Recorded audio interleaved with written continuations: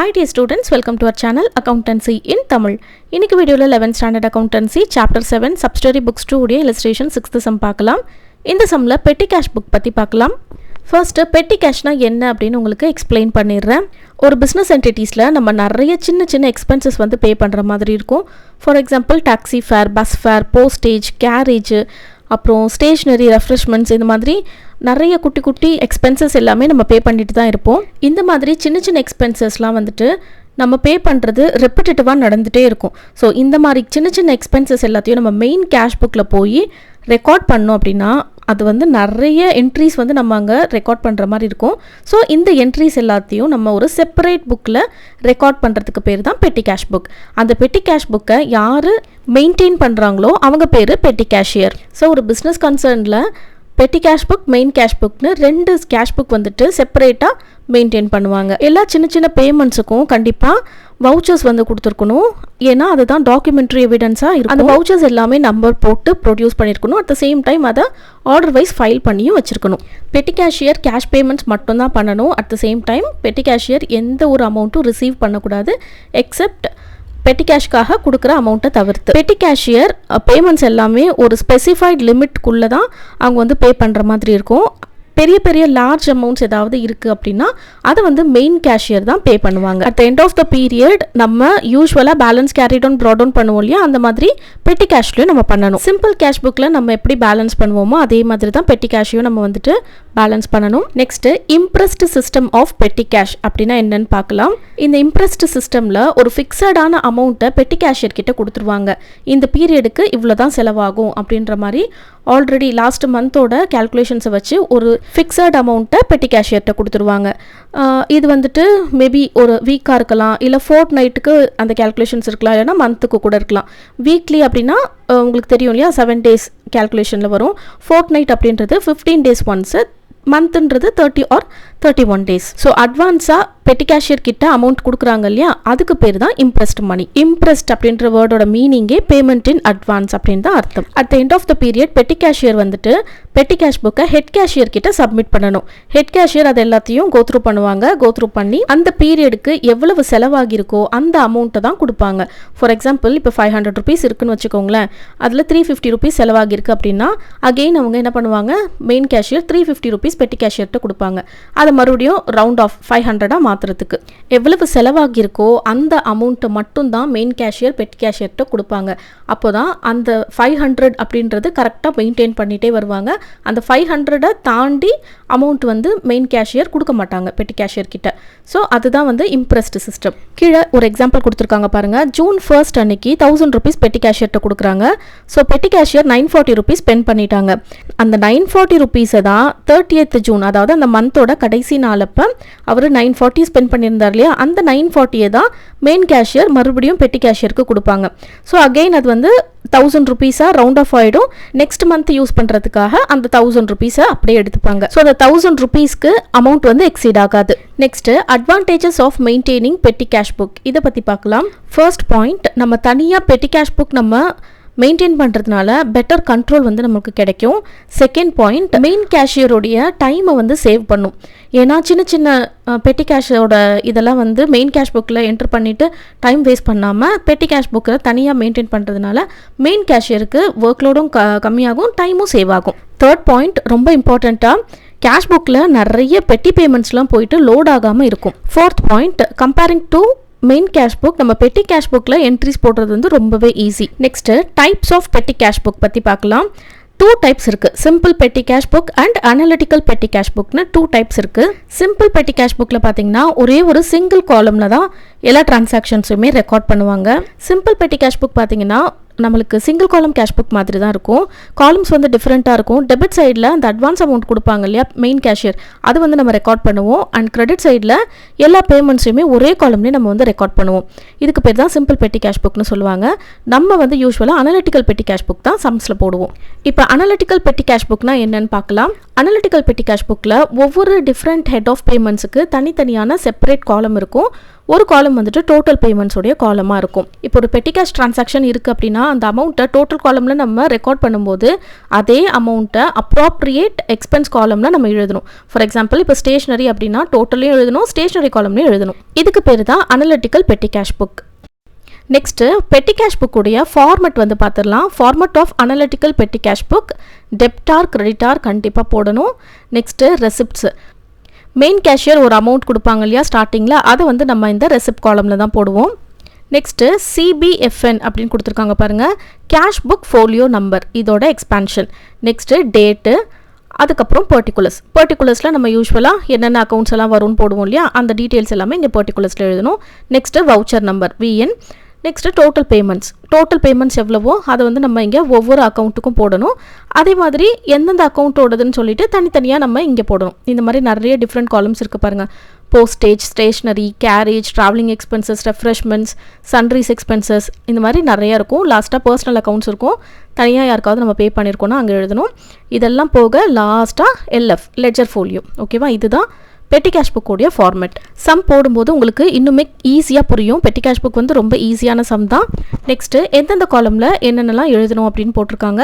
நான் ஃபஸ்ட்டே சொன்ன மாதிரி ரெசிப்ட்ஸ் காலமில் ஃபஸ்ட்டு ஓப்பனிங் பேலன்ஸ் வந்து எழுதணும். ஓப்பனிங் பேலன்ஸ் பெட்டி கேஷியர் கொடுப்பாங்களா அது. இந்த காலமில் தான் டோட்டல் அமௌண்ட் அவைலபிளாக பெட்டி கேஷியர் கிட்ட எவ்வளோ இருக்குது அப்படின்றது தெரிஞ்சுக்க முடியும். Next cash book folio number, cash புக்கோடைய நம்பர், பேஜ் நம்பர் தான் இங்கே எழுதுவோம். நெக்ஸ்ட்டு டேட்டு, யூஸ்வலாக நம்ம டேட் போடுவோம் இல்லையா. அடுத்தது பர்டிகுலர்ஸ், இங்கே வந்துட்டு details of transactions are entered in this காலம்னு கொடுத்துருக்காங்க. ஸோ கேஷ் ரிசீவ்டு, பிகினிங்கில் நம்ம கேஷ் ரிசீவ் பண்ணுவோம் இல்லையா, அது வந்து டு கேஷ் அக்கௌண்ட்டுன்னு நம்ம போடணும். அண்ட் எக்ஸ்பென்சஸ் எல்லாத்தையும் பை அப்படின்னு போட்டு நம்ம ஸ்டார்ட் பண்ணி எழுதணும். ஓகேவா, நேம் ஆஃப் த எக்ஸ்பென்சஸ் எல்லாத்தையும். நெக்ஸ்ட்டு வவுச்சர் நம்பர், எல்லா டிரான்சாக்ஷன்லையும் வவுச்சர்ஸ் வந்து டாக்குமெண்ட்ரி எவிடன்ஸாக இருக்கும் இல்லையா, அந்த வவுச்சர் நம்பர் தான் நம்ம அங்கே போடுவோம். நெக்ஸ்ட்டு டோட்டல், இந்த டோட்டல் காலமில் யூஸ்வலாக நம்ம எல்லா அமௌண்ட்டையும் அந்த இடத்துல நம்ம ரெக்கார்ட் பண்ணணும். நெக்ஸ்ட்டு போஸ்டேஜ், இங்கே போஸ்டேஜ் அப்படின்ற இடத்துல நம்மளுக்கு போஸ்டல் எக்ஸ்பென்சஸ் எல்லாமே வரும். போஸ்டல் எக்ஸ்பென்சஸ் என்னெல்லாம்னு பார்த்தீங்கன்னா போஸ்ட் கார்டு எக்ஸ்பென்சஸ், அதுக்கப்புறம் என்வெலப் வாங்குறது, இன்லேண்ட் லெட்டர் வாங்குறது, போஸ்டேஜ் ஸ்டாம்ப்ஸு, அப்புறம் ரெஜிஸ்டர்ட் லெட்டர் அனுப்புறது, பார்சல் அனுப்புறது, இந்த மாதிரி எல்லா எக்ஸ்பென்சஸுமே இந்த போஸ்டேஜ் அப்படின்றதுக்குள்ளே தான் நம்ம ரெக்கார்ட் பண்ணணும்.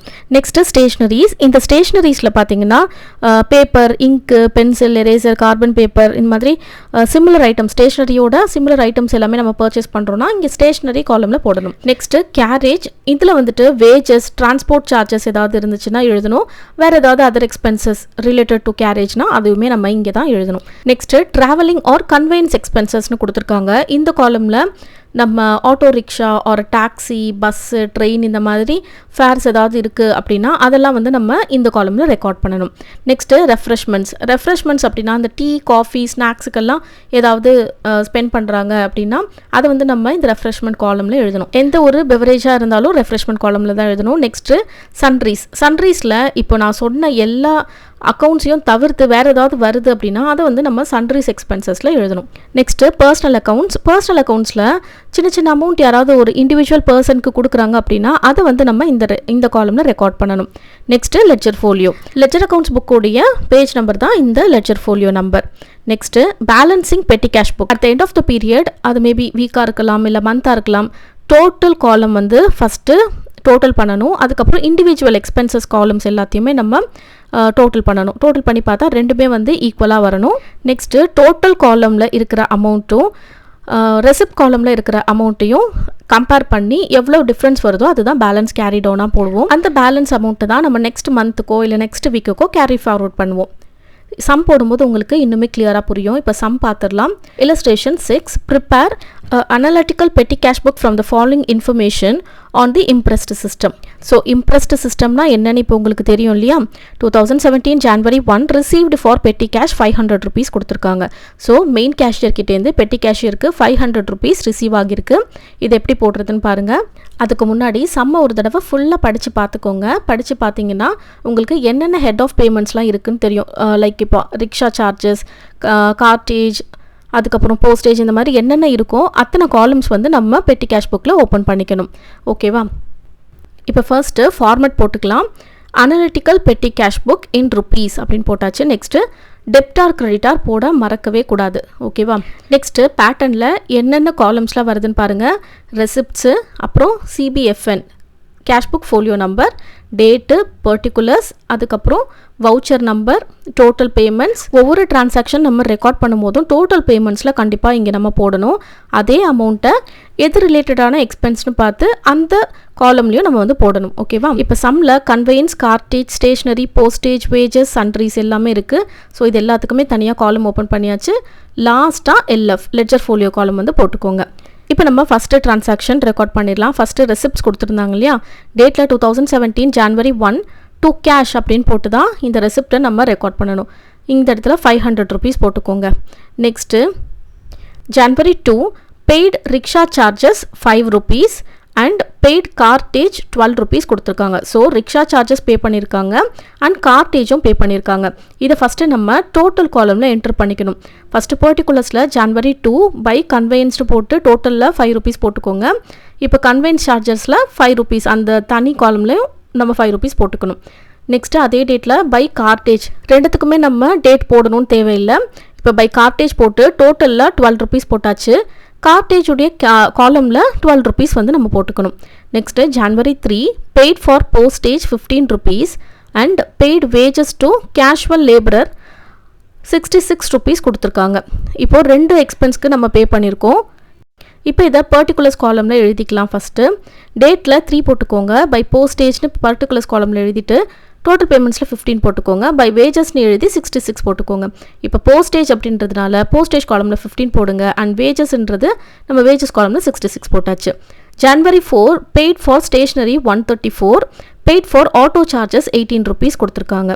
ஸோ டேட்டில் 4 போட்டுட்டு பை ஸ்டேஷ்னரின்னு போட்டு டோட்டல் பேமெண்ட்ஸில் 134 போட்டுருங்க அண்ட் கன்வென்ஸ்க்கு 18 rupees போட்டுருங்க. இப்போ ஸ்டேஷ்னரியோட காலமில் நம்ம 134 போட்டாச்சு அண்ட் கன்வெயன்ஸ் சார்ஜஸ் இருக்கு இல்லையா, அதை வந்துட்டு நம்ம கன்வெயன்ஸ் காலமில் 80 rupees ஃபஸ்ட்லேயே இருக்குது பாருங்கள், இந்த காலமில் 80 rupees போட்டாச்சு. Next January 5 paid for repairs 65 rupees and paid for bus fare 11 rupees, paid for cartage 24 rupees கொடுத்துருக்காங்க. ஸோ 3 டிரான்சாக்ஷன் நடந்திருக்கு. இந்த 3 எக்ஸ்பென்ஸையும் இப்போ ரெக்கார்ட் பண்ணிடலாம். January 5 போட்டு பை ரிப்பேர்ஸ் 65 rupees போட்டுக்கோங்க. By conveyance 11 rupees, by cartage 24 rupees total பேமெண்ட்ஸில் போட்டாச்சு. ஒவ்வொரு டிரான்சாக்ஷனையும் டோட்டல் பேமெண்ட்லேயும் போடணும், அந்தந்த செப்பரேட் தனி காலம்லேயும் போடணும். ஃபஸ்ட்டு ரிப்பேர்ஸ் வந்துட்டு இங்கே நம்ம சன்ட்ரீஸ் எக்ஸ்பென்சஸில் போட்டுக்கலாம். ஓகேவா? நெக்ஸ்ட்டு கன்வெயன்ஸை வந்துட்டு கன்வெயன்ஸோட காலமில் போட்டாச்சு, கார்டேஜை கார்டேஜ் காலமில் போட்டாச்சு. இப்போ எல்லா டிரான்சாக்ஷனும் நம்ம ரெக்கார்ட் பண்ணியாச்சு. நெக்ஸ்ட்டு டோட்டல் பண்ணிடலாம். டோட்டல் எக்ஸ்பென்சஸ் அப்படின்னு எழுதிக்கோங்க. எழுதிட்டு டோட்டல் பேமெண்ட்ஸில் இருக்கிற எல்லாத்தையுமே ஆட் பண்ணுங்கள். ஆட் பண்ணிங்கன்னா 350 rupees வருது. நெக்ஸ்ட்டு இந்த ரெசிப்ட்ஸில் இருக்க 500லேருந்து 350 rupees மைனஸ் பண்ணால் 150 rupees வரும் இல்லையா, அதுதான் பேலன்ஸ் கேரிட் டவுன். இது வந்து வீக்லி டிரான்சாக்ஷன் அப்படின்றதுனால January 6 அப்படின்னு போட்டு பை பேலன்ஸ் கேரிட் டவுன் போட்டாச்சு. டிரான்சாக்ஷனுடைய டேட் வந்து பாருங்கள் 5க்குள்ளேயே வந்திருக்கு அப்படின்னா அது வந்து வீக்லி டிரான்சாக்ஷனாக நம்ம கன்சிடர் பண்ணிக்கலாம். இல்லை 15 or 20 அந்த மாதிரிலாம் டேட் வந்திருக்கு அப்படின்னா அது மந்த்லி டிரான்சாக்ஷனை நம்ம வந்து கன்சிடர் பண்ணிக்கணும். இப்போ இந்த பேலன்ஸ் கேரி டவுனை ப்ராட் டவுன் பண்ணிக்கணும். அதுக்கு முன்னாடி டோட்டல் போட்டுருங்க. 2 சைட்லையுமே 500 rupees போட்டுட்டு பேலன்ஸ் கேரி டவுனை அப்படியே ப்ராட் டவுன்னு போட்டுங்க. January 6 to balance brought down போட்டு 150 rupees இந்த சைடு, அதாவது டெபிட் சைடில் போட்டுருங்க. ஓகேவா? இப்போது 350 rupees வந்து செலவாகிருக்கு இல்லையா. ஸோ இப்போ மெயின் கேஷியர் என்ன பண்ணுவாருன்னா 350 rupees தான் கொடுப்பாரு பெட்டி கேஷியருக்கு. அப்போ தான் 500 rupees அது அகெயின் ரவுண்ட் ஆஃப் ஆகும். ஸோ டு கேஷ்ன்னு போட்டு January 6 350 rupees ரெசிப்ட்ஸில் போட்டுக்கோங்க. இந்த 350 தான் இங்கே வரும். ஓகேவா? இந்த சம் உங்கள் எல்லாருக்குமே ஈஸியாக அண்ட் கிளியராக புரிஞ்சிருக்கும்னு நம்புகிறேன். என்னடா இவங்க தியரி எடுத்து போர் அடிக்கிறாங்க அப்படின்னு நினைக்காதீங்க. இதை வந்து நீங்கள் நல்லா புரிஞ்சுக்கிட்டீங்க அப்படின்னா கண்டிப்பாக நீங்கள் தியரி கொஷின்ஸ்க்கெல்லாம் ஆன்சர் பண்ண முடியும். ஸோ இந்த வீடியோ உங்கள் எல்லாருக்குமே யூஸ்ஃபுல்லாக இருந்திருக்கும்னு நம்புகிறேன். வீடியோ யூஸ்ஃபுல்லாக இருந்துச்சுன்னா கண்டிப்பாக லைக் பண்ணிவிடுங்க, சேனலை சப்ஸ்கிரைப் பண்ணிக்கோங்க. தேங்க்ஸ் ஃபார் வாட்சிங்.